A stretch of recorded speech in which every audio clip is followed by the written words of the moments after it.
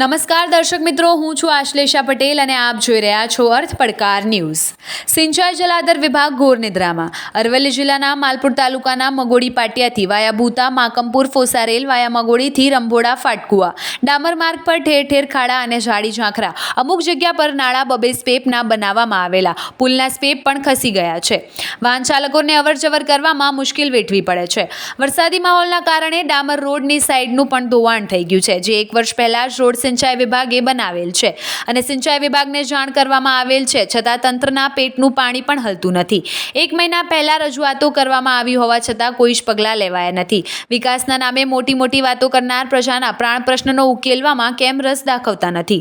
Road પર બંને બાજુએ ઝાડી ઝાંખરા અને અનેક નાના મોટા વળાંકો આવેલા છે, તેમ છતાં પણ રોડની બંને બાજુએ ઉગી નીકળેલા ગાંડા બાવળ, ઝાડ ઝાંખરા, ઘાસ વગેરે ઉગી નીકળતા ત્રાસ તેમજ રસ્તો સાંકડો અને સિંગલ પટ્ટી હોવાના કારણે જો સામસામેથી કોઈ મોટા વાહનો આવે ત્યારે તે જોઈ શકતા પણ નથી અને પોતાનું વાહન પાછળ કે પછી સાઈડ પર ઊભું રાખીને સાઈડ આપવી પડતી હોય છે।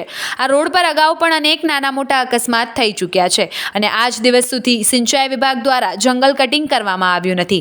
ત્યારે જો અગમતાની અકસ્માત સર્જાય તો જવાબદારી કોની, તેવા ગામ લોકોની માંગ ઉઠી છે। આવા જ અવનવા સમાચારો માટે જોતા રહો અર્થ પડકાર ન્યૂઝ। રિપોર્ટર રસિક પટેલ, ભિલોડા।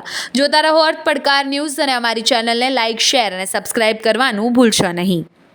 મોડી ગામનો આગેવાન તરીકે પુષ્પકસિંહ ચંદ્રપાલસિંહ રાઠોડ કે જે વાત્રક જલાગાર યોજનામાં આ રોડ બનાવેલ હતો 1985થી બનાવેલો, જેના ગરનાળા દરેક ગરનાળાની અંદર અત્યારે આવા કાબડા પડેલ છે અને ગરનાળો બી બિસ્માર હાલતમાં છે અને રોડની આજુબાજુનો ઝાડનો ડાળખો બી એસટી બસોનો જે બસો બંધ કરવા માટે ધમકી આપી રહેલ છે અને આ બધી રજૂઆત વાત્રક જલાગાર યોજનાના સિંચાઈ વિભાગના અધિકારીઓને વારંવાર કરવા છતાં પણ આજ સુધી કોઈ એમને રસ્તો કરેલ નથી અને કોઈ બી સાધન આવે તેની આજુબાજુ સાઈડ લેવી, છોકરીઓને સ્કૂલે જવા આવવાની તકલીફ, આ દરેક તકલીફના હિસાબે અમે રજૂઆત બી સિંચાઈ ખાતાને આપી છે અને રોડમાં ભાઈ ગાબડા પડેલ છે, તો અત્યાર સુધી કોઈ દરકારી લીધી નથી।